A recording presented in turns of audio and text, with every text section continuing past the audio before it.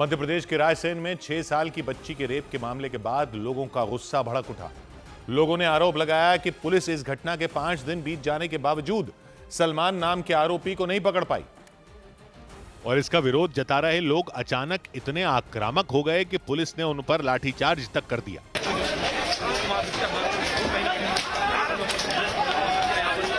घटना के 5 दिन गुजर जाने के बावजूद पुलिस आरोपी तक नहीं पहुंच पाई। इसी के विरोध में लोगों ने रायसेन में गौहरगंज इलाके में धरना दिया, लेकिन पुलिस पर यह आरोप लगे कि उसने प्रदर्शनकारियों को खदेड़ने के लिए उन पर जमकर लाठियां भांजी। दावा तो यह भी किया गया कि पुलिस वालों ने आंसू गैस के गोले भी चलाए और जैसे ही पुलिस ने लाठियां चलाई वहां भगदड़ मच गई। प्रदर्शन कर रहे कुछ लोग गलियों में भागे तो कईयों ने तो पीछे मुड़कर देखना भी सही नहीं समझा।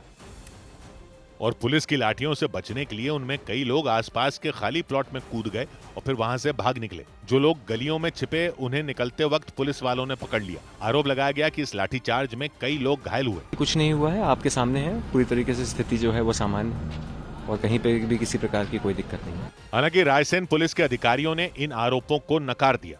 वहां जुटी भीड़ ने इस बात का विरोध जताया कि 6 साल की बच्ची का रेप करने वाले सलमान नाम के आरोपी को अब तक क्यों नहीं पकड़ा गया। और इससे पहले वहां एक बड़ा धरना प्रदर्शन भी किया गया। इसके लिए रायसेन के आसपास के इलाकों से भी सैकड़ों लोग रायसेन के गौहरगंज इलाके में पहुंचे। उन्होंने मासूम के रेप की इस घटना में जल्द से जल्द एक्शन लिए जाने की मांग की और आरोपी को पकड़े जाने में हो रही देर पर विरोध भी जताया। इसके लिए वहां रायसेन और आसपास के इलाकों से सैकड़ों की भीड़ पहुंची। वो अपने साथ कई पोस्टर भी लेकर आए। इस दौरान मंच से इस बात पर नाराजगी जताई गई कि 5 दिन बीत जाने के बावजूद रेप के आरोपी को क्यों नहीं पकड़ा गया। अब सलमान को क्यों नहीं ढूंढ रहे? क्योंकि वो मुसलमान है। हालांकि प्रशासन ने दावा किया कि आरोपी की तलाश में टीमें लगाई जा चुकी हैं। इसके अलावा उस पर 30,000 रुपए का इनाम भी रख दिया गया।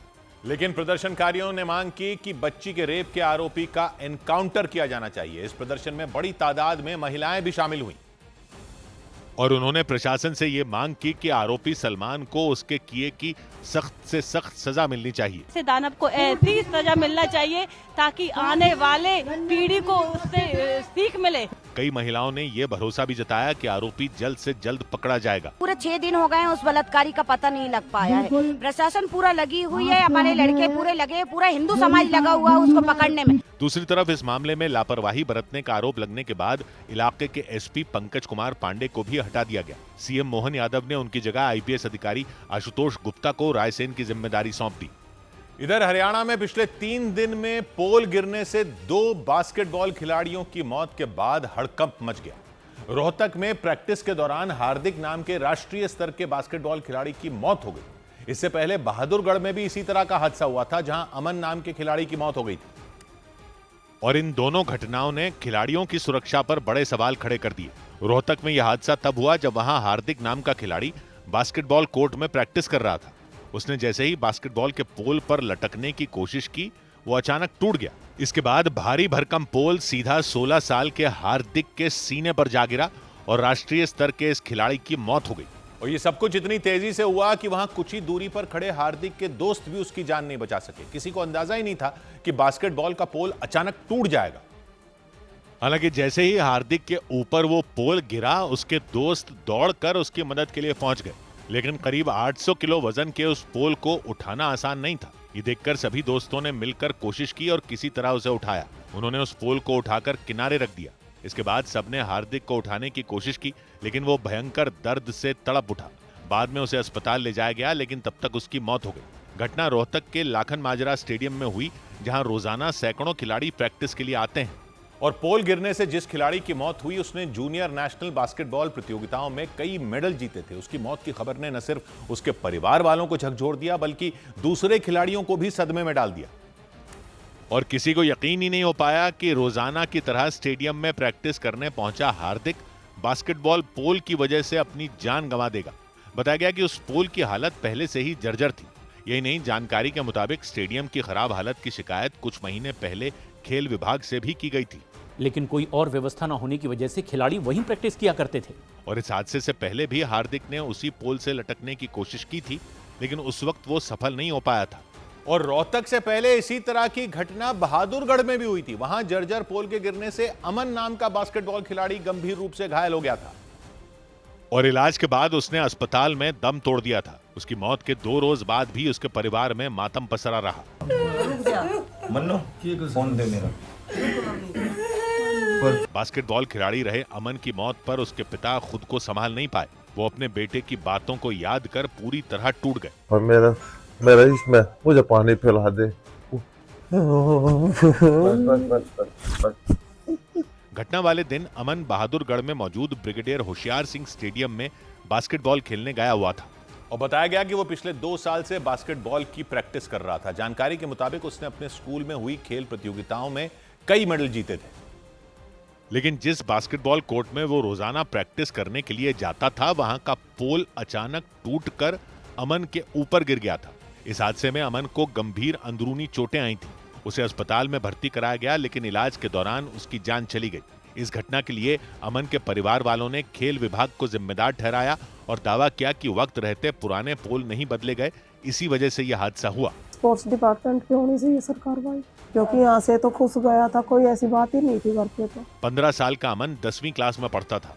बताया गया कि उस दिन अपनी मां के मना करने के बावजूद वो बास्केटबॉल खेलने गया हुआ था, लेकिन बाद में परिवार वालों को उसके गंभीर रूप से घायल होने की खबर मिली थी। अमन अपनी 2 बहनों का इकलौता भाई था और उसकी मौत ने सभी को सदमे में डाल दिया।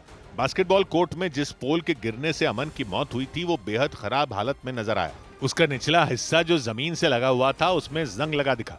बाद में खेल विभाग के अधिकारी ने भी माना कि स्टेडियम की हालत ठीक नहीं थी और उसमें सुधार की सख्त जरूरत थी। जो पोल लगे हुए हैं काफी पुराने समय के लगे हुए हैं, इनको रिप्लेस करने का समय तो हो ही चुका काफी टाइम से। इस बीच हरियाणा सरकार ने मामले पर सख्त कार्रवाई करते हुए जिला खेल अधिकारी को सस्पेंड कर दिया। इस मुद्दे पर सरकार ने शुक्रवार को एक उच्च स्तरीय बैठक भी बुलाई, जिसमें भविष्य में इस तरह की घटनाओं को रोकने पर चर्चा की जाएगी। और हरियाणा में पिछले 3 दिन में 2 बास्केटबॉल खिलाड़ियों की मौत पर सियासी जंग भी शुरू हो गई। विपक्षी पार्टी कांग्रेस ने आरोप लगाया कि उसकी सरकार में खेल और खिलाड़ियों को लेकर जो व्यवस्थाएं थीं, वो मौजूदा बीजेपी सरकार ने खत्म कर दी।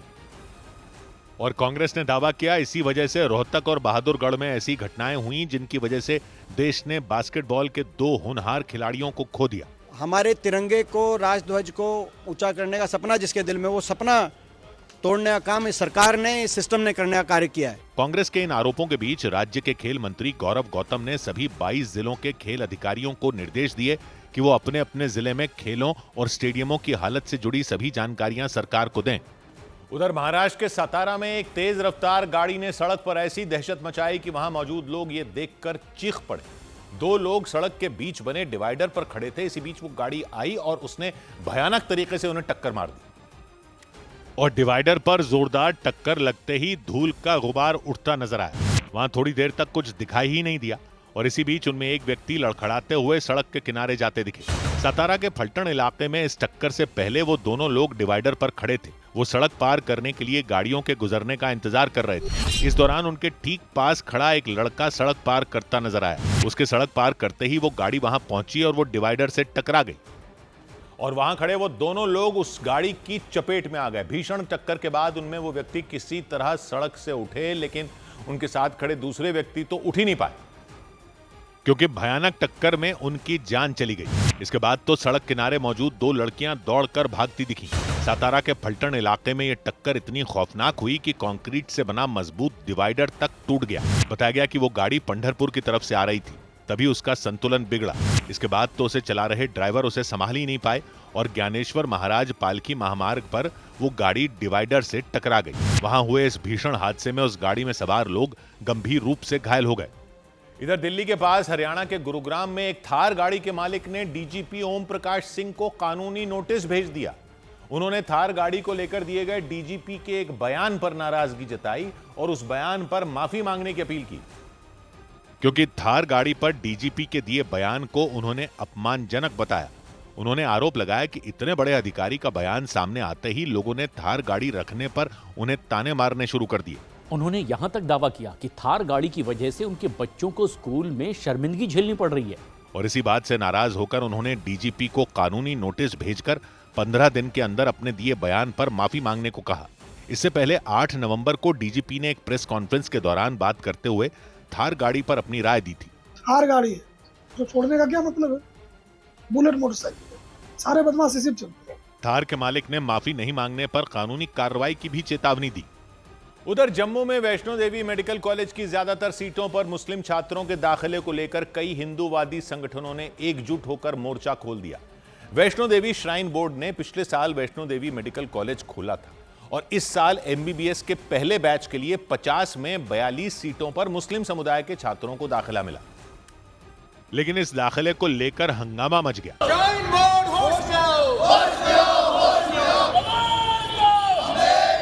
जम्मू में पिछले कई दिन से हिंदूवादी संगठनों के लोग वैष्णो देवी श्राइन बोर्ड के खिलाफ लगातार प्रदर्शन कर रहे हैं। बताया गया कि Vaishno Devi medical college shrine board के फंड से चलता है और इसलिए हिंदूवादी संगठनों ने वहां मुस्लिम समुदाय के छात्रों के दाखिले पर सवाल उठाए। सनातन धर्म का पैसा सनातन धर्म पर ही लगना चाहिए, हिंदुओं का चढ़ावा वो किसी और के काम क्यों आए। इस मामले को लेकर जम्मू कश्मीर के सामा में भी प्रदर्शन किया गया और वहां हिंदूवादी संगठनों से जुड़े लोगों ने श्राइन बोर्ड के खिलाफ जमकर नारेबाजी की। हिंदूवादी संगठनों ने श्री माता वैष्णो देवी संघर्ष समिति नाम की समिति बनाई और श्राइन बोर्ड के खिलाफ आंदोलन करने की चेतावनी दे दी। और श्री माता वैष्णो देवी संघर्ष समिति ने वैष्णो देवी मेडिकल कॉलेज में छात्रों के दाखिले की प्रक्रिया में बदलाव की मांग की। वैष्णो देवी मेडिकल कॉलेज में एमबीबीएस के पहले बैच में 50 में 42 मुस्लिम समुदाय के छात्रों ने दाखिला लिया और इस पर कई हिंदूवादी संगठनों ने आपत्ति जताई। सिलेक्शन प्रोसीजर था वो बिल्कुल गलत किया गया और जो हमारा श्री माता वैष्णो देवी श्राइन बोर्ड है उसके कॉन्स्टिट्यूशन का गलत इस्तेमाल किया गया। उसमें श्री माता वैष्णो देवी संघर्ष समिति के मुताबिक Vaishno Devi medical college shrine board की मदद से चलता है, इसलिए वहां हिंदू समुदाय के छात्रों को ही दाखिला मिलना चाहिए।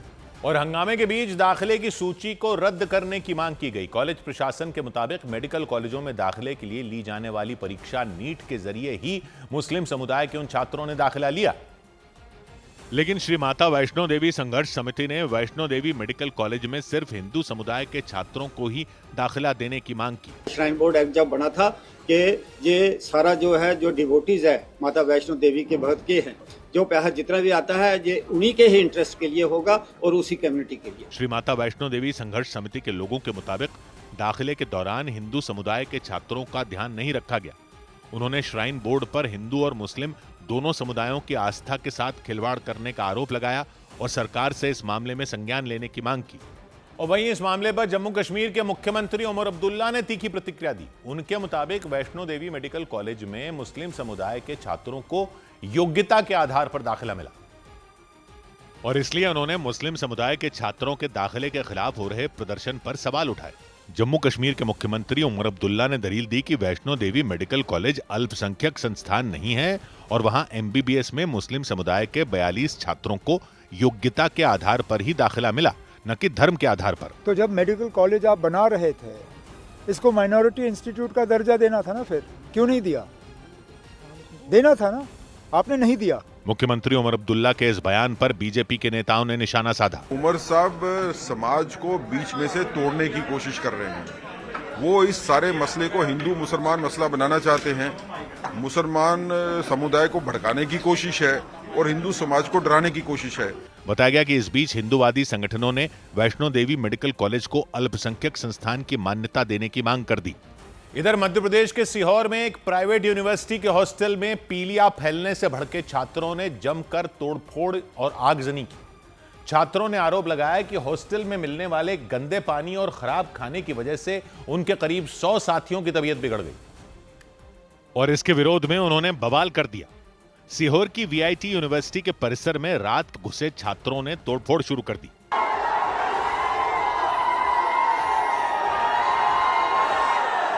गुस्से से आग बबूला हुए छात्रों ने कई गाड़ियों को आग के हवाले कर दिया। उन्होंने पूरे यूनिवर्सिटी कैंपस में कोहराम मचा दिया। बताया गया कि वहां एक साथ करीब 4000 छात्रों ने उत्पात मचाया। ऐसे में हालात इस कदर बिगड़ गए कि यूनिवर्सिटी प्रशासन के पसीने छूट गए और बवाल बढ़ने पर कई थानों की पुलिस बुलानी पड़ गई, क्योंकि नाराज छात्र लगातार हंगामा करते रहे और उन्होंने वीआईटी यूनिवर्सिटी प्रशासन की कोई भी बात सुनने से इनकार कर दिया। छात्रों ने दावा किया कि बीते कुछ दिनों में उनके करीब 100 साथियों को अचानक पीलिया हो गया और उन्हें अस्पताल में भर्ती होना पड़ा। उन्होंने आरोप लगाया कि यूनिवर्सिटी के हॉस्टल का गंदा पानी पीने और खाना खाने से उन लोगों की तबीयत खराब हुई। पानी और खाने की समस्याएं थी, गुणवत्ता को लेकर, उसको लेकर बच्चों ने कुछ एजुकेशन क्लास किया था। बताया गया कि इस बात की शिकायत यूनिवर्सिटी प्रशासन से भी की गई थी। लेकिन छात्रों का आरोप है कि यूनिवर्सिटी की तरफ से कोई भी ठोस कार्रवाई नहीं की गई। यही नहीं, उन्होंने ये भी आरोप लगाया कि शिकायत करने पर यूनिवर्सिटी कैंपस के सुरक्षा कर्मियों ने उनके साथ मारपीट की और इसीलिए वीआईटी यूनिवर्सिटी के छात्रों का गुस्सा भड़क गया। वो सैकड़ों की संख्या में इकट्ठा हो गए और यूनिवर्सिटी के अंदर घुसकर जमकर बवाल किया। हालात बिगड़ते देख वीआईटी यूनिवर्सिटी के प्रशासन ने पुलिस को बुला लिया। सूचना मिलते ही थाना आष्टे का बल, आसपास के थानों का बल तत्काल मौके पर पहुंचा। कई थानों की पुलिस के अलावा प्रशासन की टीमें भी यूनिवर्सिटी पहुंच गईं। उन्होंने भड़के हुए छात्रों को समझाने की कोशिश की। प्रशासन की तरफ से कार्रवाई का भरोसा मिलने के बाद ही छात्रों का गुस्सा शांत हुआ। फूड और पानी के सैंपल हम लोग कलेक्ट करा रहे हैं ताकि यहाँ पर जो भी कमियां हैं उसको पूरा करा सकें। लेकिन खबर है कि यूनिवर्सिटी के हॉस्टल में पीलिया फैलने के बाद डर के मारे कई छात्रों ने हॉस्टल को छोड़ दिया। इधर दिल्ली के वसंत विहार इलाके में मशहूर पान मसाला कंपनी कमला पसंद के मालिक कमल किशोर चौरसिया की बहू दीप्ति चौरसिया की संदिग्ध हालात में मौत हो गई।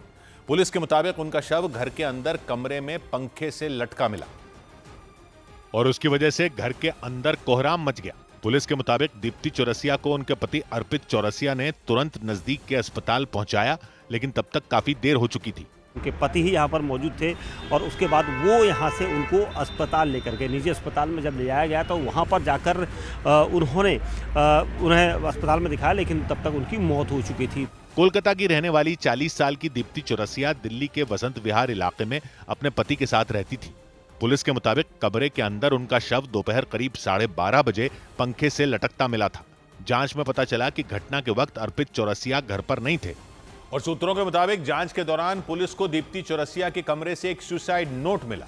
हालांकि उसमें क्या लिखा था इसकी जानकारी नहीं मिल सकी। साल 2010 में दीप्ति और अर्पित चौरसिया की शादी हुई थी और शादी के बाद उनके 2 बच्चे भी हुए। दीप्ति के परिवार वालों के मुताबिक शादी के कुछ साल के बाद अर्पित चौरसिया ने दीप्ति के साथ मारपीट शुरू कर दी थी।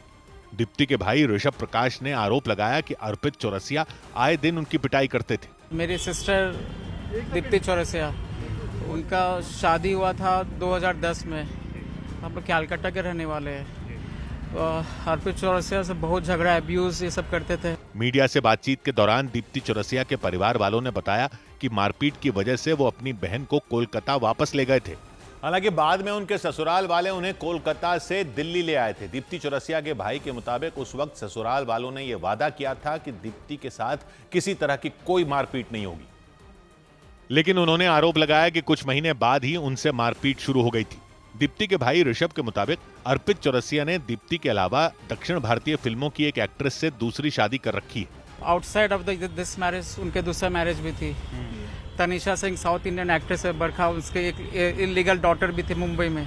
इस मामले में दीप्ति के परिवार ने खुदकुशी के लिए उकसाने की शिकायत दर्ज कराई। हालांकि दावा यह किया गया कि सुसाइड नोट में दीप्ति ने किसी पर कोई आरोप नहीं लगाया।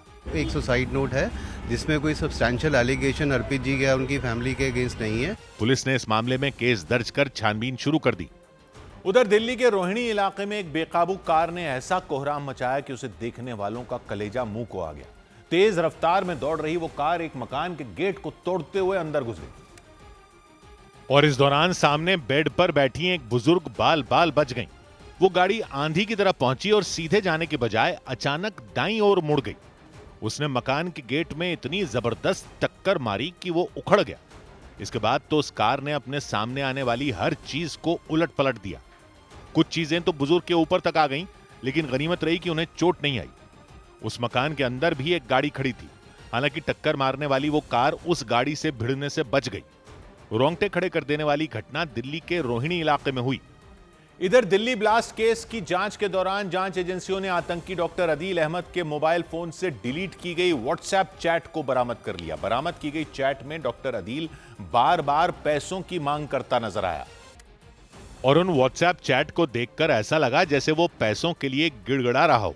चैट में डॉक्टर अदील अहमद कभी तनख्वाह तो कभी पैसा तुरंत ट्रांसफर करने की गुहार लगाता नजर आया।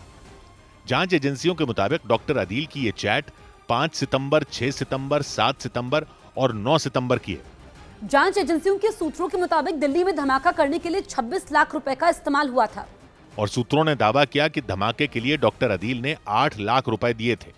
इसीलिए आशंका जताई गई कि व्हाट्सएप चैट के जरिए उसने जो पैसे हासिल किए थे उनका इस्तेमाल धमाके की तैयारी के लिए हुआ था। और जांच एजेंसियों के मुताबिक दिल्ली धमाका केस में गिरफ्तार किए गए आतंकियों से पूछताछ में पता चला कि डॉक्टर अदील फरीदाबाद आतंकी मॉड्यूल के लिए खजांची का काम करता था, इसीलिए वो पैसे जमा करने में जुटा था। मतलब आतंकी हमले के लिए पैसों का इंतजाम करने की जिम्मेदारी डॉक्टर अदील को सौंपी गई थी।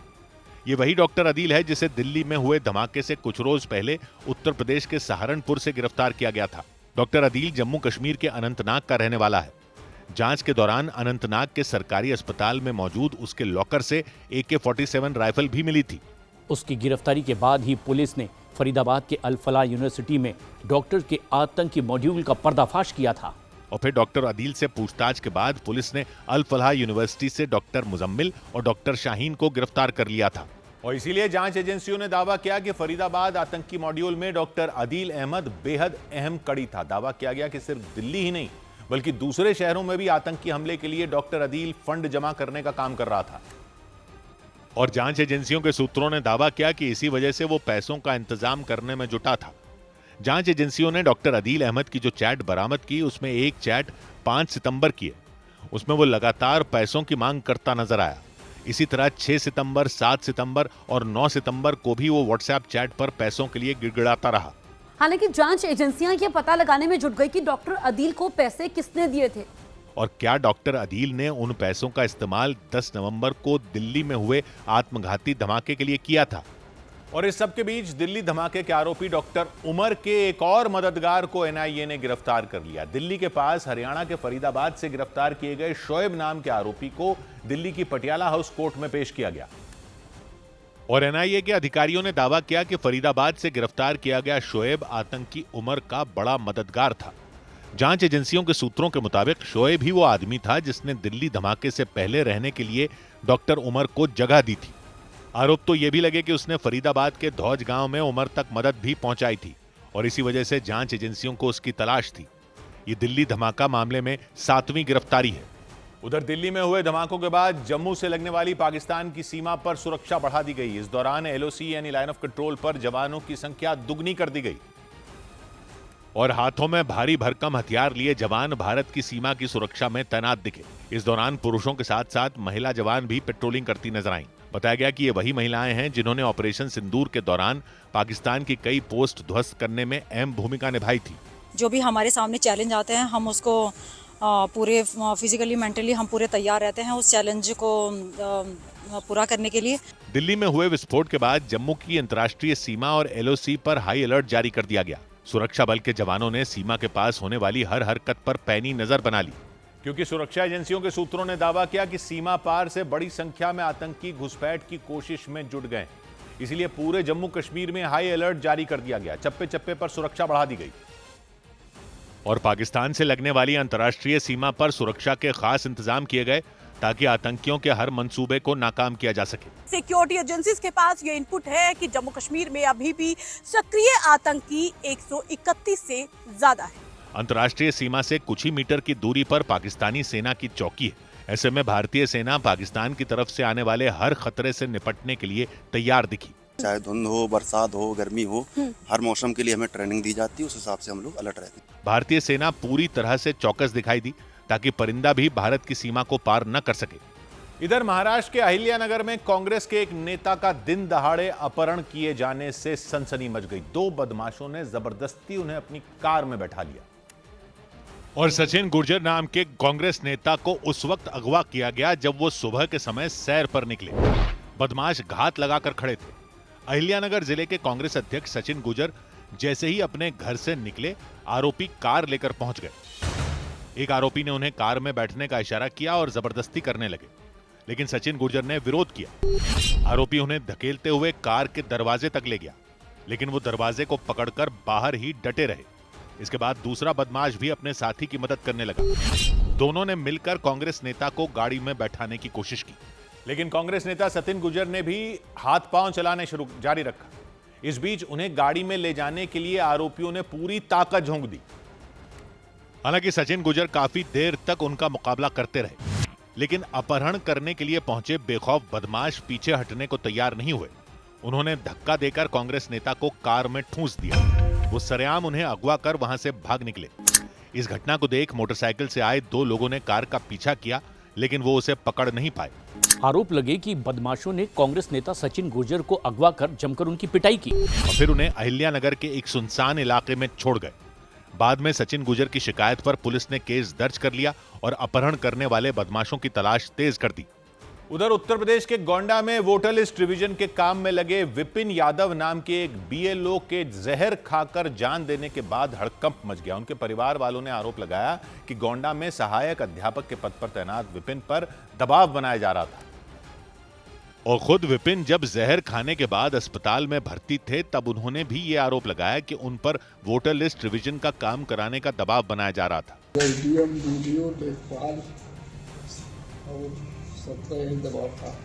उनके घर वालों के मुताबिक इसी दबाव में आकर उन्होंने जहरीला पदार्थ खा लिया था, जिससे उनकी तबीयत अचानक बिगड़ गई थी और बताया गया कि तबीयत खराब होते ही उन्हें गोंडा के अस्पताल में भर्ती कराया गया था। हालांकि उनकी हालत लगातार बिगड़ती जा रही थी तो डॉक्टरों ने उन्हें लखनऊ रेफर कर दिया था, लेकिन लखनऊ में जारी इलाज के बावजूद उनकी जान नहीं बच पाई। अध्यापक द्वारा संदिग्ध परिस्थितियों में विषाक्त पदार्थ का सेवन कर लिया गया है। सहायक अध्यापक विपिन यादव के लगाए इन आरोपों की जांच भी शुरू कर दी गई। कमेटी बनाई गई है जो कि सभी कारणों को, सभी तथ्यों की जांच करेगी और जांच अधिकारियों ने विपिन यादव के परिवार को भरोसा दिलाया कि इस मामले में निष्पक्ष जांच की जाएगी और दोषियों को बख्शा नहीं जाएगा। इधर भारतीय क्रिकेटर स्मृति मंधाना और सिंगर पलाश मुच्छल की शादी टाले जाने के बाद पलाश के परिवार ने लोगों से अफवाहों पर ध्यान न देने की अपील की।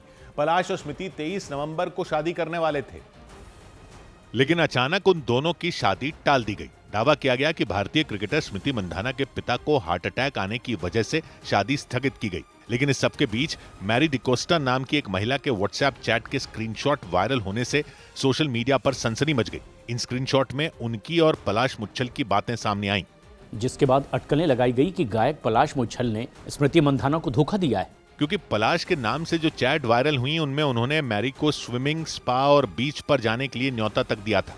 और इसके अलावा भी उन दोनों के बीच कई तरह की बातें हुई, जिससे सोशल मीडिया पर बवाल हो गया और पलाश पर स्मृति मंधाना को धोखा देने का आरोप लगा। हालांकि इन खबरों के बीच पलाश मुच्छल की चचेरी बहन नीति ने सोशल मीडिया के जरिए लोगों से धैर्य बनाए रखने की अपील की। सोशल मीडिया ऐप इंस्टाग्राम पर डाली गई एक स्टोरी में उन्होंने साफ साफ लिखा कि किसी भी अफवाह की वजह से पलाश के बारे में राय न बनाएं। इसके अलावा उन्होंने पलाश के लिए प्रार्थना करने की भी अपील की, क्योंकि पलाश मुच्छल की मां ने उनकी तबीयत बिगड़ने की जानकारी दी थी।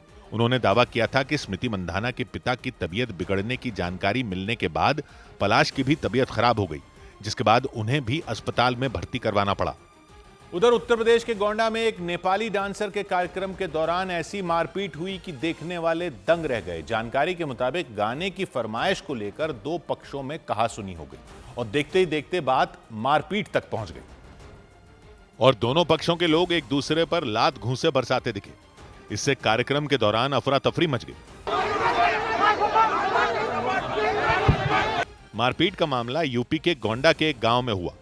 वहां भारी संख्या में मौजूद लोगों ने जमकर लाठियां बरसाईं। इस दौरान कुछ लोग एक आदमी को घेर कर उसकी पिटाई करते दिखे। कुछ लोगों ने तो पिटाई करने के लिए हॉकी स्टिक तक उठा ली। कार्यक्रम वाली जगह पर भगदड़ मच गई। इस बीच कुछ लोगों ने पेड़ की टहनियों से लोगों की पिटाई करके उन्हें दौड़ा दिया। इधर राजस्थान के चित्तौड़गढ़ में श्री सांवलिया सेठ मंदिर को मिले दान ने सारे रिकॉर्ड तोड़ दिए।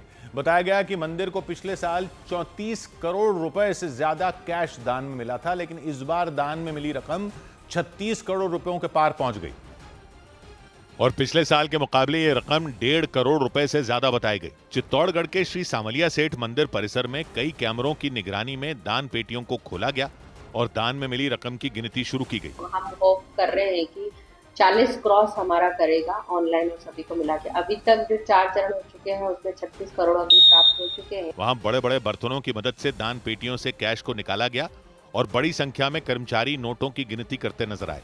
उनमें एक कर्मचारी तो दान पेटी में नोटों के बीच बैठे दिखे और वहां से बर्तनों में नोट और सिक्के भरते दिखाई दिए। और बताया गया कि चित्तौड़गढ़ के श्री सांवलिया सेठ मंदिर में 4 राउंड की गिनती पूरी हुई और इसमें सिर्फ दान पेटियों में डाली गई रकम की ही गिनती की गई, जबकि चेक, मनी ऑर्डर और ऑनलाइन मंदिर में दान की गई राशि की गिनती शुरू नहीं की गई। इतना ही नहीं, सोने और चांदी के गहनों को भी नहीं तोला गया। बताया गया कि श्री सांवलिया सेठ मंदिर में 200 कर्मचारियों को 3 अलग अलग शिफ्ट में नोटों की गिनती करने के लिए बुलाया गया। इस दौरान वहां सुरक्षा को लेकर कड़े इंतजाम किए गए। मंदिर परिसर में कर्मचारियों को अपने साथ मोबाइल फोन और पर्स ले जाने की इजाजत नहीं दी गई। वहां चौथे राउंड की गिनती होने तक दान ने सारे रिकॉर्ड तोड़ दिए। दावा किया गया कि दान की रकम 40 करोड़ रुपए तक पहुंच सकती है। उधर बिहार की पूर्व मुख्यमंत्री राबड़ी देवी से बंगला खाली करवाने के फैसले पर आरजेडी भड़क गई। राबड़ी देवी पिछले 20 साल से पटना के 10 सर्कुलर रोड वाले बंगले पर परिवार के साथ रह रही हैं। साल 2005 में आरजेडी के हारने के बाद पूर्व मुख्यमंत्री के तौर पर उन्हें यह बंगला आवंटित किया गया था। लेकिन बिहार में नई सरकार बनने के बाद राबड़ी देवी को इस बंगले को खाली करने का आदेश दे दिया गया। इसकी जगह पर उन्हें 39 हार्डिंग रोड पर नया आवास आवंटित कर दिया गया। लेकिन बिहार सरकार के इस फैसले से आरजेडी भड़क गई और किसी भी हालत में 10 सर्कुलर रोड वाला बंगला खाली नहीं करने का ऐलान कर दिया। ये अपमान है, अपमानित किया जा रहा है जानबूझ करके, राजनीति विद्वेष के कारण। आरजेडी कार्यकर्ता भी सरकार के फैसले से गुस्से में दिखाई दिए। सब जनता जानता था कि हमको 10 नंबर जाना है, सहूलियत होता था मिलने का। तो अगर आप बनवास में लालू जी को भेज दीजिए, हम लोग यहाँ की जनता बनवासों जाके भेंट कर सकता है। उधर लालू यादव की बेटी रोहिणी आचार्य ने भी सोशल मीडिया पर एक पोस्ट कर बिहार सरकार के इस फैसले पर नाराजगी जताई। क्योंकि राबड़ी देवी के साथ ही लालू प्रसाद यादव भी इसी बंगले में रहते हैं और इसी वजह से पार्टी के हर बड़े फैसले भी इसी बंगले से लिए जाते रहे। यही वजह रही कि इस बंगले को खाली करने का आदेश मिलते ही आरजेडी ने सरकार के खिलाफ मोर्चा खोल दिया और इसे लालू प्रसाद यादव का अपमान बताया। हालांकि आरजेडी के आरोपों को उप मुख्यमंत्री विजय सिन्हा ने खारिज कर दिया। तो आवास बदलने का और आवास आवंटन का प्रक्रिया होता है भवन निर्माण विभाग का, उसके तहत हो रहा है। बिहार की नई सरकार में भवन निर्माण विभाग जेडीयू कोटे से मंत्री बने विजय चौधरी के पास है और विजय चौधरी को नीतीश कुमार का बेहद करीबी माना जाता है। यही वजह रही कि बंगले को खाली करने का आदेश मिलते ही आरजेडी ने सीधे मुख्यमंत्री को निशाने पर ले लिया। हालांकि विधान परिषद में आरजेडी की नेता होने की वजह से राबड़ी देवी को जो नया बंगला आवंटित किया गया वो भी कैबिनेट मंत्री के स्तर का है। इधर मध्य प्रदेश के आईएएस अधिकारी संतोष वर्मा के एक बयान पर बवाल खड़ा हो गया। एक कार्यक्रम के दौरान भाषण देते हुए वो आरक्षण खत्म करने की पैरवी करने वालों को जवाब दे रहे थे। लेकिन आरक्षण को जारी रखने के लिए उन्होंने ऐसी दलील दे दी कि हंगामा खड़ा हो गया। एक परिवार में एक व्यक्ति को आरक्षण मिलना चाहिए जब तक कि मेरे बेटे को कोई ब्राह्मण अपनी बेटी दान नहीं करते या उसका संबंध नहीं बना। संतोष वर्मा के इस बयान के बाद ब्राह्मण समुदाय के संगठनों ने उनके खिलाफ मोर्चा खोल दिया। आरोप लगा कि संतोष वर्मा न सिर्फ भाषा की मर्यादा भूल गए बल्कि ब्राह्मण समुदाय की लड़कियों पर अभद्र टिप्पणी का आरोप भी लगाया गया। और इसके बाद आईएएस अधिकारी संतोष वर्मा पर एफआईआर दर्ज करने और उन्हें गिरफ्तार करने की मांग शुरू हो गई। हालांकि आईएएस अधिकारी संतोष वर्मा पहले भी विवादों में रह चुके हैं। 2012 बैच के आईएएस अधिकारी संतोष वर्मा कृषि विभाग में उप सचिव के पद पर तैनात हैं। जिस कार्यक्रम में भाषण देते हुए उन्होंने ब्राह्मण समुदाय की लड़कियों पर टिप्पणी की वो कार्यक्रम अजाक्स नाम के संगठन का था। अजाक्स यानी AJJAKS, जिसका मतलब है अनुसूचित जाति जनजाति अधिकारी और कर्मचारी संघ, यानी अनुसूचित जाति और जनजाति समुदाय से आने वाले उन लोगों का संगठन जो सरकारी कर्मचारी या अधिकारी हैं। और 2 दिन पहले हुए इसी संगठन के कार्यक्रम में संतोष वर्मा ने ऐसा बयान दिया जिस पर बवाल खड़ा हो गया। उसी कार्यक्रम में संतोष वर्मा को अजाक्स नाम के संगठन का अध्यक्ष बनाया गया था। लेकिन अध्यक्ष बनते ही वो नए विवाद में फंस गए। ब्राह्मण समुदाय के संगठनों ने उनके खिलाफ विरोध प्रदर्शन किए और सरकार को ज्ञापन देकर संतोष वर्मा के खिलाफ कार्रवाई करने की मांग की। इतने बड़े पद पर आसीन व्यक्ति को, इतने पढ़े लिखे व्यक्ति को इतनी छोटी और संकुचित मानसिकता शोभा नहीं देती। मध्य प्रदेश के नरसिंहगढ़ में तो संतोष वर्मा का पुतला जलाने के बाद प्रदर्शनकारी सड़क पर ही बैठ गए और हनुमान चालीसा का पाठ शुरू कर दिया। बाद में पुलिस अधिकारियों का भरोसा मिलने के बाद प्रदर्शन खत्म किया गया। भोपाल में अखिल भारतीय ब्राह्मण समाज नाम के संगठन ने मध्य प्रदेश की आईएएस एसोसिएशन को भी चिट्ठी देकर मामले में एक्शन लेने की मांग की। और ब्राह्मण समाज नाम के एक संगठन ने मध्य प्रदेश के खंडवा में भी पुलिस थाने के सामने पहुंचकर प्रदर्शन किया और पुलिस से आईएएस अधिकारी संतोष वर्मा के खिलाफ केस दर्ज करने की मांग की। पुलिस अधिकारियों ने एफआईआर दर्ज नहीं की तो सैकड़ों प्रदर्शनकारी पुलिस थाने के बाहर ही बैठ गए और हनुमान चालीसा का पाठ शुरू कर दिया।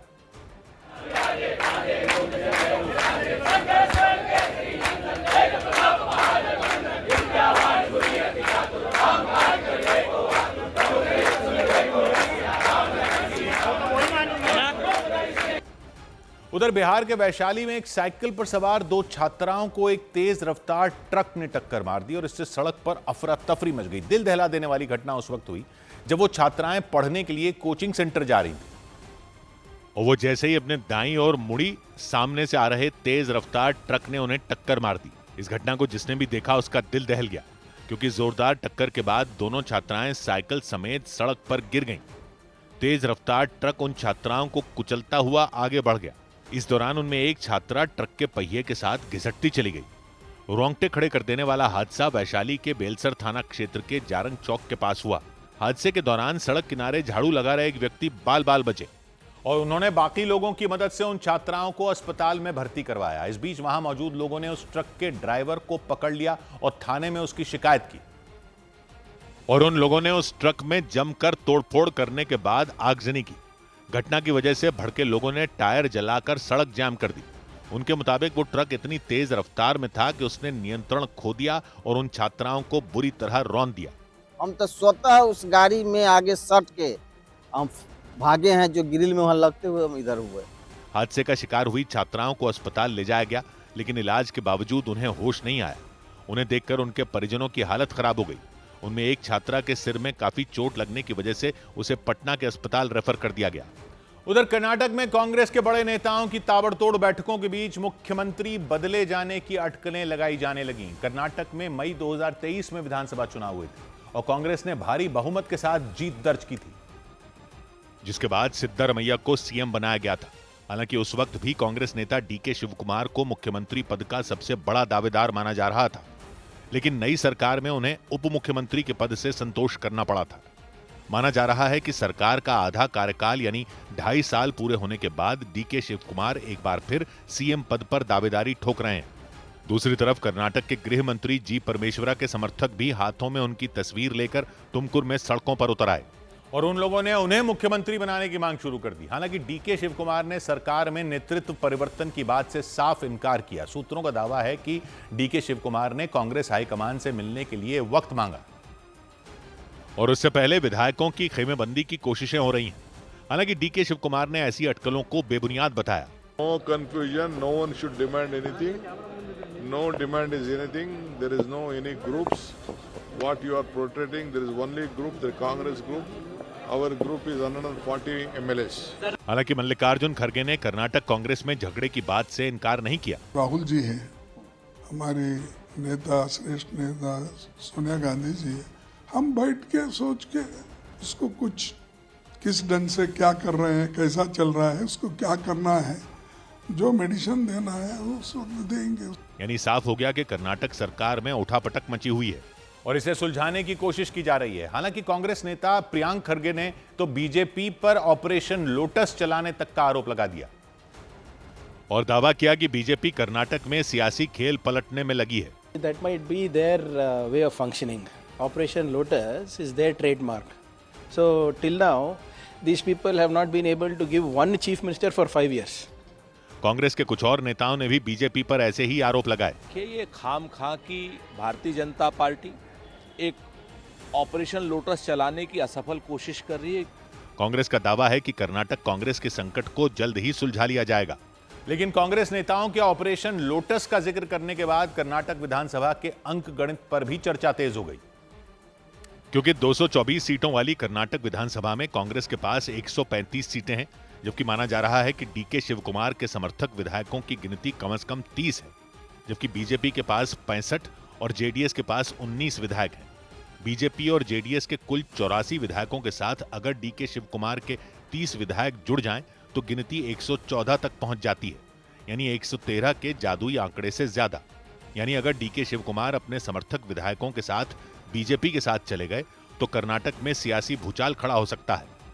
उधर छत्तीसगढ़ के नारायणपुर में 28 नक्सलियों ने एक साथ सुरक्षा बल के सामने सरेंडर कर दिया। उनमें कई नक्सलियों ने अपने पास मौजूद राइफल भी सुरक्षा बल के जवानों को सौंप दी और आत्मसमर्पण करते हुए उन 28 नक्सलियों ने समाज की मुख्य धारा में लौटने का फैसला लिया।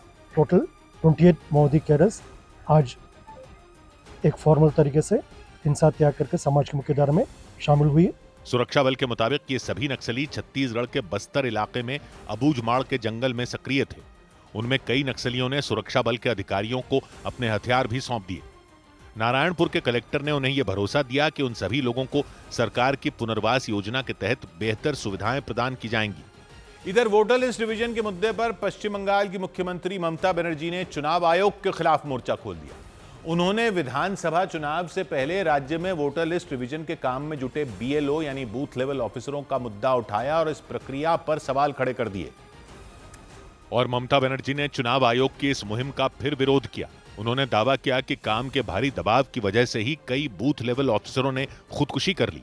उन्होंने वोटर लिस्ट रिवीजन को जल्दबाजी में उठाया गया कदम बताया। हर केस में हमारा पास पूरा रिकॉर्ड है, जो सुसाइड किया है, जो ट्रॉमा में मर गया है, जो बहुत सारे आदमी अभी भी सुसाइड कर रहे हैं। ममता बनर्जी यहीं नहीं रुकी। उन्होंने ये भी आरोप लगाया कि अवैध बांग्लादेशी घुसपैठियों के नामों को हटाने के बहाने TMC को निशाने पर लिया गया और उन्होंने इसके लिए बीजेपी को जिम्मेदार ठहरा दिया। उन्होंने चुनाव आयोग की इस मुहिम के नाम पर वोटरों को परेशान करने का आरोप लगाया। और इस मुद्दे पर ममता बनर्जी ने एक रोज पहले भी बड़ा बयान दिया था। उत्तर 24 परगना में हुई TMC की एक रैली के दौरान उन्होंने बीजेपी को चेतावनी तक दे दी थी। उन्होंने दो टूक कहा कि अगर वोटर लिस्ट रिवीजन के बहाने बंगाल के लोगों और उनकी पार्टी के समर्थकों को घेरने की कोशिश की गई तो वो चुप नहीं बैठेंगी। কারণ মানুষকে আঘাত করলেই মনে করি আমাকে আঘাত করছে, আমাকে আঘাত করলে আমি সারা ভারতবর্ষ হিলিয়ে দেব, এটা মাথায় রেখো।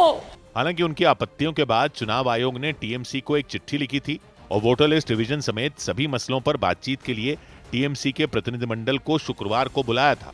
और इस बीच ममता बनर्जी के हमलों का जवाब देने के लिए केंद्रीय मंत्री और बीजेपी नेता किरेन रिजिजू सामने आए। उन्होंने वोटर लिस्ट रिवीजन को लेकर लगाए गए सभी आरोपों को खारिज कर दिया और उन्होंने पश्चिम बंगाल में चल रहे वोटर लिस्ट रिवीजन का विरोध करने पर ममता बनर्जी को घेर लिया। जो संविधान को नहीं मानते हैं वही ऐसे बातें करेंगे। इससे पहले सुप्रीम कोर्ट में वोटर लिस्ट रिवीजन के मुद्दे पर सुनवाई हुई, जहां पश्चिम बंगाल सरकार ने दावा किया कि काम के भारी बोझ की वजह से राज्य में 23 BLO की मौत हो चुकी है। इस पर कोर्ट ने चुनाव आयोग से जवाब मांग लिया। इसके अलावा इस मुद्दे पर जारी विरोध को देखते हुए चुनाव आयोग ने कोलकाता पुलिस को निर्देश दिया कि वो आयोग के दफ्तर की सुरक्षा बढ़ाए। उधर पश्चिम बंगाल के मुर्शिदाबाद में बाबरी मस्जिद शिलान्यास के पोस्टर लगाए जाने के बाद वहां हंगामा खड़ा हो गया। पोस्टर वहां के बेलडांगा इलाके में लगाए गए, जिन पर 6 दिसंबर के दिन बाबरी मस्जिद की नींव रखने समेत कई बातें लिखी गई। क्योंकि 6 दिसंबर 1992 को कार सेवकों ने अयोध्या में विवादित ढांचा ध्वस्त कर दिया था। अगले महीने की 6 तारीख को उस घटना के 33 साल पूरे हो जाएंगे। इसी वजह से पश्चिम बंगाल के मुर्शिदाबाद के बेलडांगा इलाके में 6 दिसंबर को बाबरी मस्जिद के शिलान्यास का कार्यक्रम रखा गया। बाकायदा वहां पोस्टर भी लगाए गए। ममता बनर्जी की पार्टी TMC के विधायक हुमायूं कबीर को आयोजनकर्ता बताया गया। ये तो मेरे लिए बहुत खुशी की बात है। पूरा गर्व होना चाहिए। यहाँ पे एक मस्जिद बन रही है, हर इंसान के लिए अच्छी चीज बन रही है। दावा किया गया कि 3 साल के अंदर बाबरी मस्जिद का निर्माण पूरा कर लिया जाएगा। इधर गुवाहाटी टेस्ट में हार के बाद भारतीय क्रिकेट टीम के कोच गौतम गंभीर को आलोचना का शिकार होना पड़ा। भारतीय क्रिकेट टीम को गुवाहाटी में हुए दूसरे टेस्ट मैच में दक्षिण अफ्रीका की टीम ने 408 रन से हरा दिया और इस हार के बाद कई क्रिकेट प्रशंसकों ने गौतम गंभीर के फैसलों पर सवाल उठाए। हालांकि गौतम गंभीर ने उन्हें दो टूक जवाब दे दिया। Same guy who got results in England as well with a young team, and I'm sure you guys will forget very soon because a lot of people keep talking about New Zealand, and I'm the same guy who won Champions Trophy and Asia Cup as well.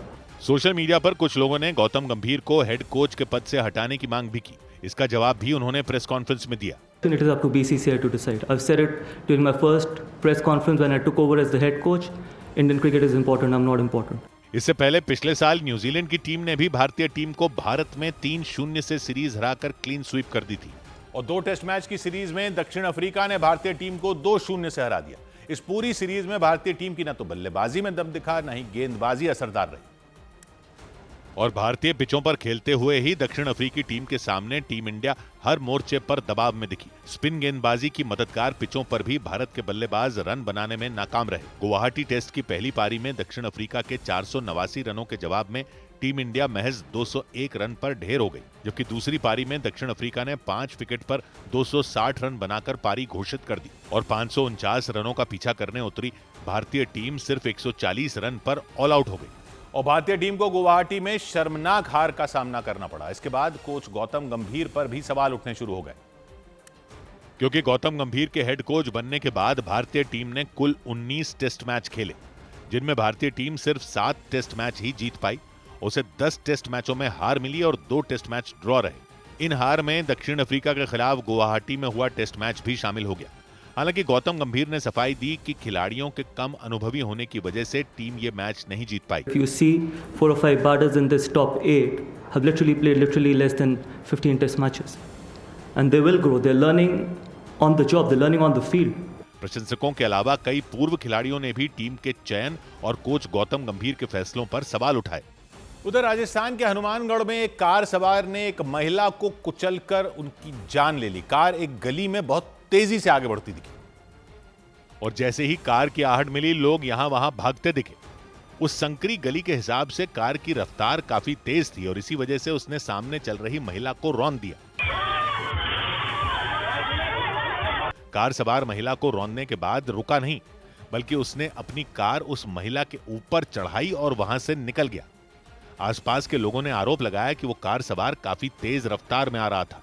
जब उस car की headlight दिखी, तभी से लोग यहां वहां भागना शुरू हो गए थे। शायद उन्हें अंदेशा हो गया था कि कार वाला रुकेगा नहीं। हालांकि इस घटना के बाद पुलिस ने मामला दर्ज कर आरोपी की तलाश तेज कर दी।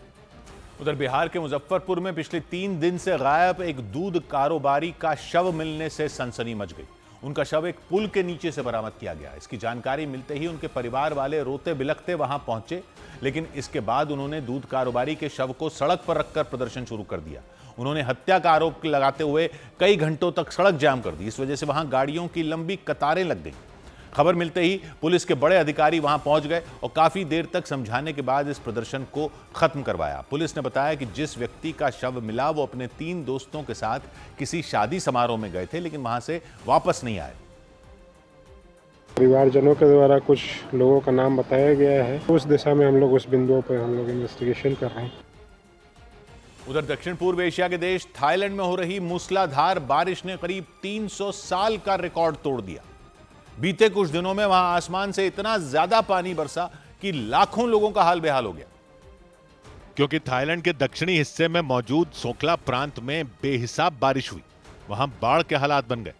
सड़कों से लेकर गलियों तक हर तरफ पानी ही पानी दिखाई दिया। सड़क के किनारे खड़ी गाड़ियों के पहिए तक पानी में डूबे नजर आए, क्योंकि रास्तों पर घुटनों तक पानी भर गया। ऐसे में उन पर चलना जान जोखिम में डालने से कम नहीं था। लेकिन इसके बाद भी कुछ लोगों ने सड़कों पर गाड़ियां उतार दी, जबकि बताया गया कि डूब चुकी सड़कों पर चलने की वजह से वहां दर्जनों गाड़ियां हादसे का शिकार हो गई और इन हादसों में कई लोगों की जान चली गई। लेकिन बारिश के बीच सड़क पर होने वाले हादसे ही मुसीबत नहीं बने, बल्कि थाईलैंड में बाढ़ बारिश के बीच आसमानी बिजली गिरने से भी कई लोगों की मौत हो गई। और तो और जोरदार बारिश के बीच पहाड़ खिसकने की घटनाओं में भी कुछ लोगों की जान चली गई। खबर है कि कुदरत का ये कहर थाईलैंड में 33 जिंदगियों को निगल चुका है। और बारिश की वजह से सबसे ज्यादा तबाही थाईलैंड के सोखला प्रांत के हातयाई शहर में हुई। बताया गया कि वहां एक ही दिन में 330 मिलीमीटर से ज्यादा बारिश हो गई। दावा है कि पिछले 300 साल में ऐसा कभी नहीं हुआ जब वहां एक ही दिन में इतनी ज्यादा बारिश हो गई हो। यही वजह रही कि हातयाई शहर और उसके आसपास रहने वालों पर मुसीबतों का पहाड़ टूट पड़ा। बताया गया कि वहां बाढ़ बारिश से करीब 20 लाख लोग प्रभावित हुए और हजारों लोगों को अपने घर छोड़ने पड़ गए।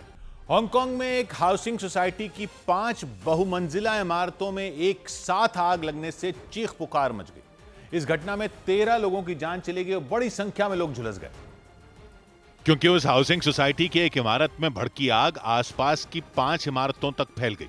दोपहर में लगी उस आग को रात तक बुझाया नहीं जा सका। इस खौफनाक मंजर को जिसने भी देखा वो सहम गया। Oh my God. Oh my God, this is crazy. आग की सूचना मिलते ही राहत बचाव की टीमें और फायर ब्रिगेड की दर्जनों गाड़ियां पहुंच गईं। दमकल कर्मियों ने आग पर काबू पाने के लिए पानी की बौछार कर दी, लेकिन भयंकर हो चुकी वो आग लगातार बेकाबू होती चली गई। उसने इमारतों की ऊपरी मंजिलों को भी अपनी चपेट में ले लिया। इसके बाद तो वहां चीखना चिल्लाना मच गया, क्योंकि उन इमारतों में कई परिवारों के फंसे होने की आशंका जताई गई। राहत बचाव टीम ने उन्हें निकालने के लिए एड़ी चोटी का जोर लगा दिया, लेकिन भीषण आग की वजह से उनके भी पसीने छूट गए। आग की खौफनाक लपटों को देखकर ऐसा लगा जैसे वहां जमीन के नीचे ज्वालामुखी फट पड़ा हो। बहुमंजिला इमारतों में लगी आग और उससे निकल रहे धुएं को कई किलोमीटर दूर से भी देखा गया। इस खौफनाक मंजर को देख सड़क पर चल रही गाड़ियां भी ठहर गईं। उन गाड़ियों में बैठे लोग टकटकी लगाए दिल दहला देने वाली इस घटना को देखते रहे, क्योंकि वो आग सब कुछ जलाकर राख कर देने पर आमादा नजर आई। रोंगटे खड़े कर देने वाली ये घटना हांगकांग के ताइपो इलाके में हुई। जिस हाउसिंग सोसाइटी में आग लगी वहां 2000 से भी ज्यादा परिवार रहते थे और इसीलिए आग के भड़कते ही वहां अफरा तफरी मच गई। हालांकि ज्यादातर लोग वक्त रहते भाग निकले, लेकिन कई लोग आग और धुएं के बीच इमारतों में फंसे रह गए। उन्हें सुरक्षित निकालने के लिए राहत बचाव में जुटे कर्मचारियों ने जान की बाजी लगा दी। कई घंटों की मेहनत के बाद वो कुछ लोगों को बाहर लाने में सफल भी हुए, लेकिन आग में झुलसने से कई लोगों की जान चली गई। जान गंवाने वालों में फायर ब्रिगेड का एक कर्मचारी भी शामिल बताया गया। जानकारी के मुताबिक जिस हाउसिंग सोसाइटी में आग लगी उसमें मरम्मत का काम चल रहा था। बताया गया कि इसके लिए वहां बांस की मचान बनाई गई थी। दावा है कि बांस की मचानों में आग भड़कने की वजह से ही उस हाउसिंग सोसाइटी की 5 इमारतें जल उठी। उधर पाकिस्तान के पूर्व प्रधानमंत्री इमरान खान की मौत की खबरों के बाद पाकिस्तान में हंगामा खड़ा हो गया। अफगानिस्तान की मीडिया ने दावा किया कि इमरान खान की अडियाला जेल में मौत हो गई। इसके बाद उनकी मौत की खबरें सोशल मीडिया पर वायरल हो गई, क्योंकि कुछ पोस्ट में इस बात का दावा किया गया कि तबीयत खराब होने की वजह से अडियाला जेल में इमरान खान की मौत हो गई। इसे लेकर अफगानिस्तान के अखबार अफगानिस्तान टाइम्स ने सोशल मीडिया पर एक पोस्ट डाली और उसमें दावा किया गया कि जेल के भीतर रहस्यमयी तरीके से इमरान खान को मार दिया गया है। और उस पोस्ट में अखबार ने इस बात का भी जिक्र किया कि मौत के बाद इमरान खान के शव को अडियाला जेल से किसी दूसरी जगह पर शिफ्ट कर दिया गया। हालांकि पाकिस्तान की अडियाला जेल में इमरान खान की मौत की पुष्टि नहीं हो सकी और बाद में पाकिस्तान की सरकार ने भी खबरों को अफवाह बता दिया। लेकिन सोशल मीडिया पर इमरान खान की मौत की खबर वायरल होने के बाद पूरे पाकिस्तान में हड़कंप मच गया।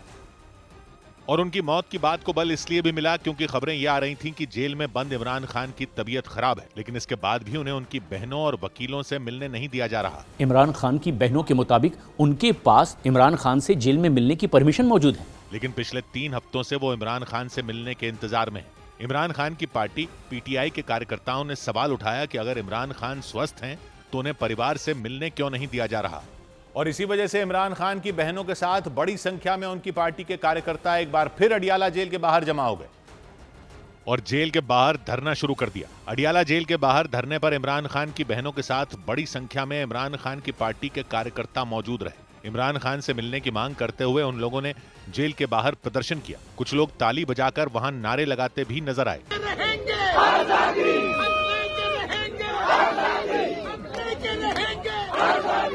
देर रात तक अडियाला जेल के बाहर इमरान खान के समर्थकों और उनकी बहनों का प्रदर्शन चलता रहा, लेकिन लाख गुजारिश और अपील करने के बाद भी उन्हें जेल में बंद इमरान खान से मिलने की इजाजत नहीं मिली और उसकी वजह से अडियाला जेल के बाहर लोगों का प्रदर्शन जारी रहा। इमरान खान की बहनों के मुताबिक करीब 1 साल से वो इमरान खान से मिलने की कोशिश में जुटी हैं, लेकिन उनकी तमाम कोशिशों के बाद भी उन्हें इमरान खान से जेल में मिलने नहीं दिया गया। उन्होंने आरोप लगाया कि इमरान खान के बारे में अडियाला जेल प्रशासन की तरफ से भी उन्हें किसी तरह की कोई जानकारी नहीं दी गई। इसी वजह से इमरान खान की बहनों ने पार्टी कार्यकर्ताओं के साथ मिलकर जेल प्रशासन के खिलाफ मोर्चा खोल दिया और 18 नवंबर को रावलपिंडी की अडियाला जेल के बाहर प्रदर्शन शुरू कर दिया था। आरोप है कि शांतिपूर्ण प्रदर्शन के दौरान पुलिस ने उन पर लाठीचार्ज कर दिया था और उसकी वजह से वहां के हालात बेकाबू हो गए थे और पुलिस के एक्शन की वजह से वहां भगदड़ जैसे हालात बन गए थे। इमरान खान की बहनों ने आरोप लगाया कि पुलिस वालों ने उनके साथ मारपीट और बदसलूकी की थी और सड़क पर उन्हें बालों से पकड़कर घसीटा गया था। पुलिस के एक्शन की वजह से 18 नवंबर को अडियाला जेल के बाहर कोहराम मच गया था। कई लोग बुरी तरह घायल हो गए थे। उस बवाल के बाद एक बार फिर इमरान खान की बहनें और इमरान खान के समर्थक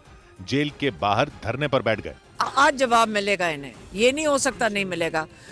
हम अपने हक के लिए आए हैं, हम इमरान खान को नहीं तन्हा छोड़ेंगे।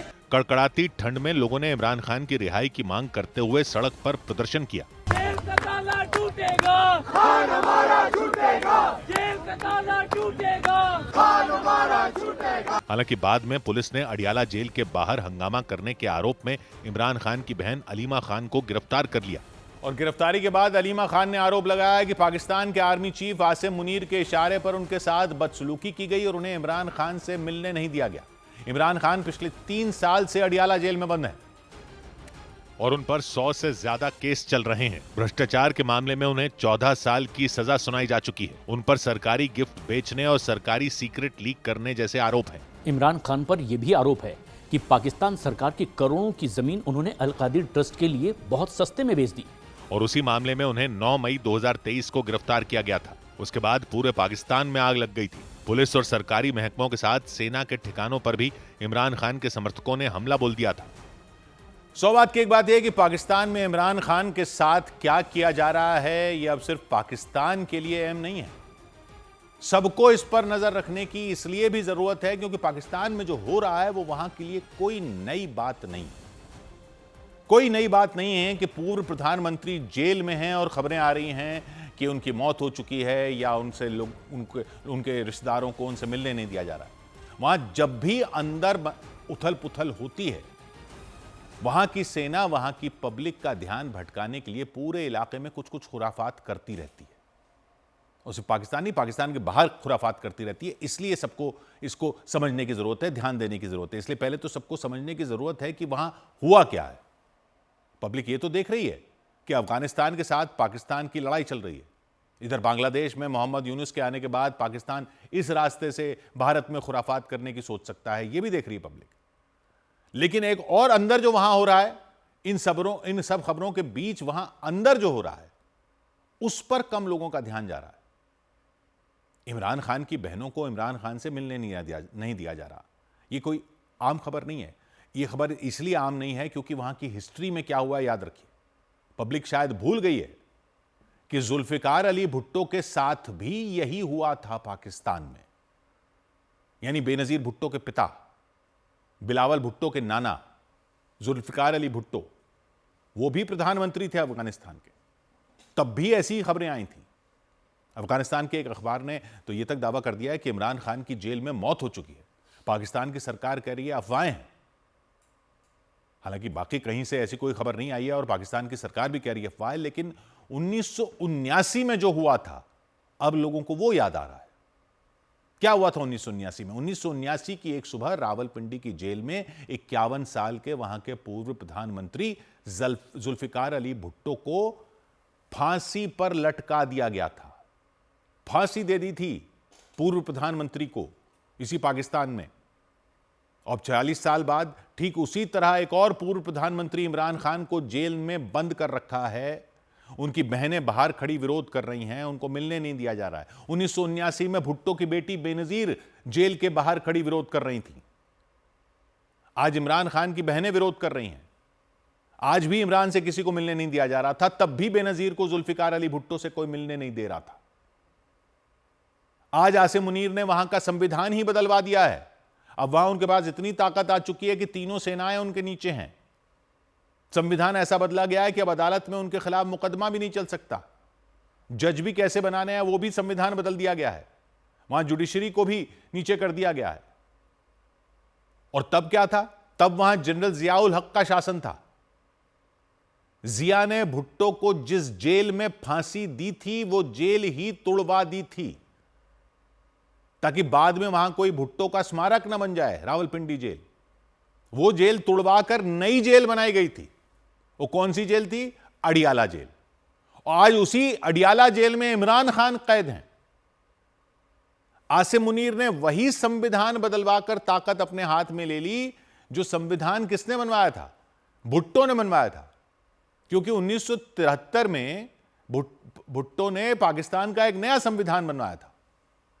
पाकिस्तान में जो आजादी के बाद संविधान बना, फिर बांग्लादेश बन गया, पाकिस्तान दो टुकड़ों में हो गया, तो 1973 में भुट्टो ने नया संविधान बनवाया था। अब उस संविधान में ऐसे संशोधन कर दिए हैं कि सारी ताकत आसिम मुनीर के पास आ गई है। इतिहास अपने आप को दोहरा रहा है। वहां भुट्टो का जन्म 1928 में, जब अंग्रेजों का राज था, सिंध के लाड़काना में एक बहुत रईस जमींदार घराने में हुआ था।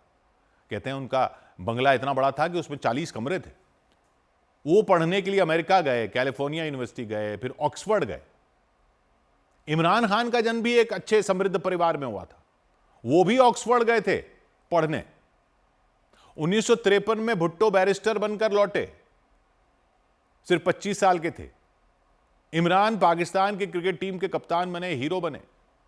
1958 में सिर्फ 30 साल की उम्र में पाकिस्तान के भुट्टो सबसे कम उम्र के मंत्री बन गए थे अयूब खान की कैबिनेट में। यानी सेना के शासन के दौरान ही उनकी राजनीति में एंट्री हुई। लेकिन फिर 1965 की जंग के बाद वो उसी अयूब खान के खिलाफ हो गए थे। भारत से जो जंग हुई उसमें अयूब खान के खिलाफ हो गए थे। और उन्होंने फिर 1967 में आम आदमी की बात करने के नाम पर नई पार्टी बनाई थी, पीपीपी, पाकिस्तान पीपल्स पार्टी, जिसका नारा वो था जो आज तक आम लोगों की बात करने वाले नेता पूरे इलाके में दोहराते हैं। इस पूरे दक्षिण एशिया के इलाके में एक नारा होता है ना, फिल्म भी बनी थी, वो भुट्टो का नारा था, रोटी कपड़ा और मकान। ये विदेश में पढ़े भुट्टो का नारा था। जैसे विदेश में पढ़े और क्रिकेट के कप्तान रहे, क्रिकेट के हीरो रहे पाकिस्तान के इमरान ने पार्टी बनाई, आम जनता के लिए इमरान ने भी पार्टी बनाई ना, इंसाफ की बात करने वाली पीटीआई, पाकिस्तान तहरीक इंसाफ। भुट्टो ने बनाई थी पीपीपी, इमरान ने बनाई पीटीआई।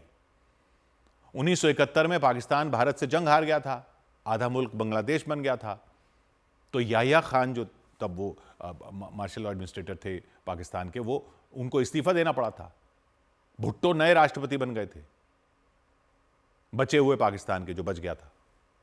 उनकी लोकप्रियता वहां बढ़ चढ़कर बोलने लगी थी 1971 में। उसके बाद 1973 में उन्होंने वहां नया संविधान बनवाया, आज भी वहां वही चल रहा है, लेकिन आसिम मुनीर ने अब ऐसे बदलाव करवा दिए हैं उस भुट्टो वाले संविधान के कि कहते हैं कि उसका मूल ढांचा ही बदल दिया। अब भुट्टो ने वहां जब बने थे राष्ट्रपति, भारत की तरह बैंकों का राष्ट्रीयकरण किया।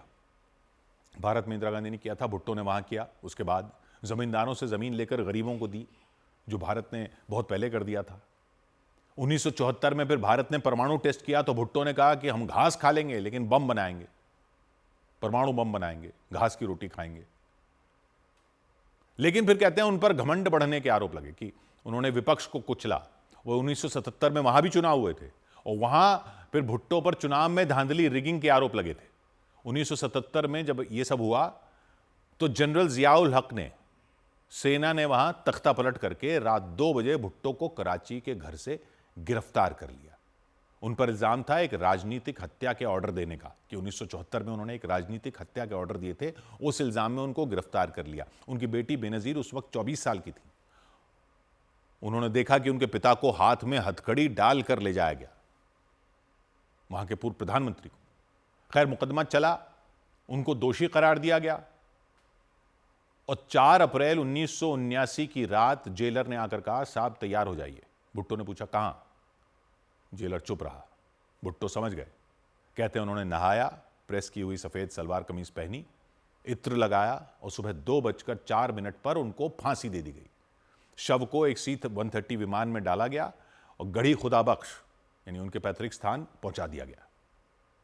यानी भुट्टो और इमरान दोनों ने सेना के साथ शुरू में अच्छे संबंध रखे, वहीं से राजनीति में एंट्री हुई, फिर टकराए। भुट्टो अयूब के मंत्री थे, फिर बागी हुए।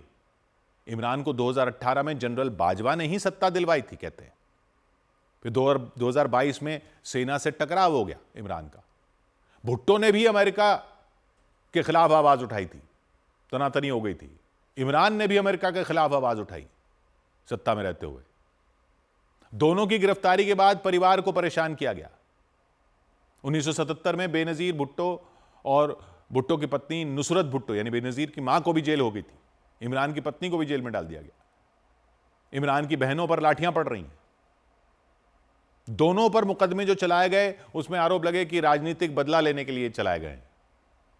दोनों की लोकप्रियता से सेना को खतरा था, ऐसा कहते हैं कि भाई इमरान की लोकप्रियता से खतरा है सेना को। आसिम मुनीर को इमरान की लोकप्रियता से खतरा है, तब भी ये कहते थे जिया को भुट्टो की लोकप्रियता से खतरा है।